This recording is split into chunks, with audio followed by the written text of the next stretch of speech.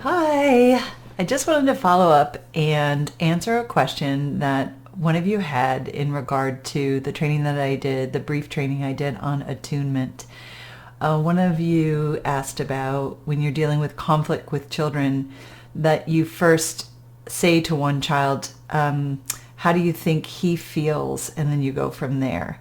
And I just wanted to really pause here for a moment and say that is not the approach that I recommend. That's kind of the way we used to do it. Look how you made him feel, or look how do you think he feels? When you're having a conflict with children, 2 children, 3 children, 4, however many, everybody gets to say how they feel. We're open and receptive to all feelings. So even if one child hits another child over the head, the person who did the hitting gets to say how he or she feels as well. And the reason behind that is there's an emotion behind every behavior. Emotion for me stands for energy and motion. The energy of the feeling leads to some of the challenging behaviors, such as hitting someone over the head, biting, punching, kicking, spitting, withdrawing, going selectively mute. Any challenging behavior has a strong emotion attached. So if a child's done something, a behavior, in the form of the behavior, what you can see, the hitting, biting, punching, kicking, withdrawing, is challenging, and you don't focus on the feeling behind it, how is he or she going to learn to do a different behavior when they feel that emotion?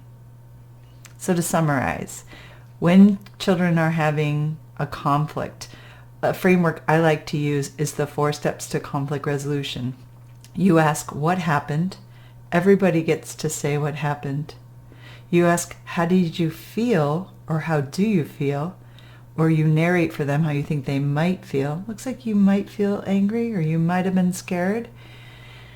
Come up with solutions. What solutions can we try? Maybe using the solution kit, a visual display of options for choices when there's conflicts, ways to solve it, solutions, and then give it a try. And then the follow-up is the adult acknowledges the children's efforts as they transition to carrying out the resolution.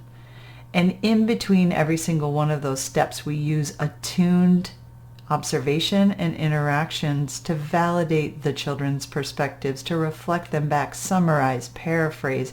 It isn't just a, what happened? How do you feel? What solutions can we try? Okay, go ahead. You have to use the attuned interactions to bring that framework to life, to use discernment on how fast to move, how slow to move, how much one child might need some scaffolding.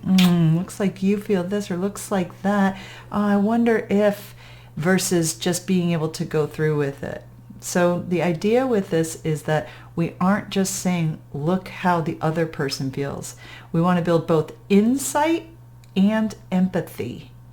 Insight and empathy, or intrapersonal attunement, tuning into oneself, and then interpersonal attunement.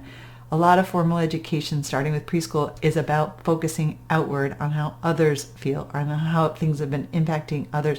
We want to build that inside. The insight is where the power is. If I can identify, understand, and express my emotions, I might be able to eventually manage them.